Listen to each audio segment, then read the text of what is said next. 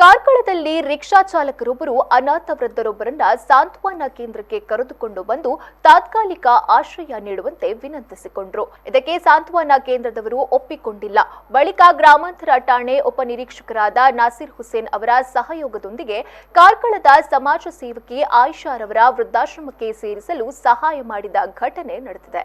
ಕಾರ್ಕಳದಲ್ಲಿ rickshaw ಚಾಲಕರೊಬ್ಬರು ಸುಮಾರು 70 ವರ್ಷದ ಅನಾಥ ವೃದ್ಧರನ್ನ ಕರೆದುಕೊಂಡು ಬಂದು ಸಾಂತ್ವನ ಮಹಿಳಾ ವಾಹಿನಿ ಕೇಂದ್ರದಲ್ಲಿ ತಾತ್ಕಾಲಿಕ ಆಶ್ರಯವನ್ನ ಕೇಳಿಕೊಂಡಾಗ ಒಕ್ಕೂಟ ಸದಸ್ಯ ಹಾಗೂ ಸಾಮಾಜಿಕ ಕಾರ್ಯಕರ್ತೆ ಕಾಂತಿ ಶೆಟ್ಟಿ ಅವರು ಉಡುಪಿ ವೃದ್ಧಾಶ್ರಮದವರಿಗೆ ಸಂಪರ್ಕಿಸಿದಾಗ ಕೋವಿಡ್ ಕಾರಣದಿಂದಾಗಿ ನಾವು ಯಾರನ್ನ ವೃದ್ಧಾಶ್ರಮಕ್ಕೆ ಸೇರಿಸಿಕೊಳ್ಳುತ್ತಿಲ್ಲ ಎಂದು ಹೇಳಿದರು.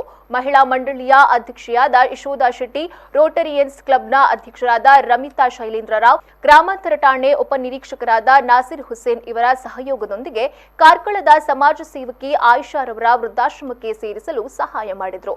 ಈ ಸಂದರ್ಭದಲ್ಲಿ ಮಾತನಾಡಿದ ಮಹಿಳಾ ಸಾಂತ್ವನ ಸಹಾಯವಾಣಿ ಕೇಂದ್ರದ ಕೌಟುಂಬಿಕ ಸುನೀತಾ ಸುಧಾಕರ್ ಅವರು, ಈ ಪ್ರಕರಣ ನಮ್ಮ ವ್ಯಾಪ್ತಿಗೆ ಬರದೇ ಇದ್ರೂ ನಾವು ಎಲ್ಲರ ಸಹಕಾರದಿಂದ ಈ ವೃದ್ಧರಿಗೆ ಸಮಾಜ ಸೇವಕಿ ಆಯಿಷಾರವರ ಅನಾಥಾಶ್ರಮಕ್ಕೆ ದಾಖಲು ಮಾಡಿದ್ದೇವೆ ಎಂದು ಹೇಳಿದರು.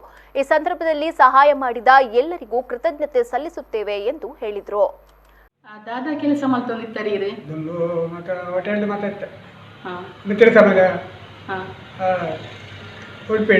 ಇತ್ತೆ ಓಲುಲ್ಲ ರೀ ಇದು ಕಾರ್ಲಾಡೆ ಮತ್ತೆ ಮನೆ ಗಿಜ್ಜೆ ಗಜ್ಜೆ ಅಂದೆ ಇಲ್ಲಿಚ್ಚೆ ಇಲ್ಲು ಬಣ್ಣದಿಚ್ಚೆ ಮದಿಮೆ ಆತಿದೆ ಮದ್ಮೆ ಆತಿಚ್ಚೆ ಏರ್ಲಜ್ಜೆ ಅಪ್ಪನೆ ದೇರ್ದೆ ಏರ್ಲಜ್ಜೆ ಇತ್ತೆ ಇರೇನ್ ತೂವರೆ ಏರ್ಲೆ ಇಚ್ಚೆ ರೀ ಹಾ ಎಷ್ಟು ವರ್ಷ ಇರಿಗೆ ಕುಟುಂಬ ಮತ್ತೆ ಉಂಡು ಕುಟುಂಬ ಇತ್ತಿನ ಕೂಡ ಎಲ್ಲ ಮಟ್ಟ ಆರ್ಜಿ ಹಾ ಇತ್ತೆ ಇರಿಗೆ ಎಷ್ಟು ವರ್ಷ ವರ್ಷ ಮತ್ತೆ ಎಷ್ಟು ವರ್ಷ ಅಂದೆ ಯಾಂಚಪ್ಪ ಇರಿಗೆ ಫ್ಯಾಮಿಲಿದಾಗಲು ಪಂದ ಏರ್ಲ ಕುಟುಂಬಸ್ಥರು ಏರ್ಲ ತೂವೊಂದು ಇಂಚೇರಿ ಇರಿಗೆ ಎಷ್ಟು ಸಮಯ ಹಿಡಿದು ಇರು ರಸ್ತೆ ಬಸ್ ಸ್ಟ್ಯಾಂಡ್ ಪೂರ ಪೂರ ಹೋಗಿರ್ತಾರೆ ಬಸ್ ಸ್ಟ್ಯಾಂಡ್ ಸುಮಾರು 25 ವರ್ಷ ಜಾಸ್ತಿ ಬಸ್ ಸ್ಟ್ಯಾಂಡ್ ಜೆಪ್ಪುನೆ ಕೊಡುವಂತಹ ಒಂದು ಪ್ರಾಸೆಸನ್ನು ನಾವು ಮಾಡ್ತಾ ಇದ್ದೇವೆ.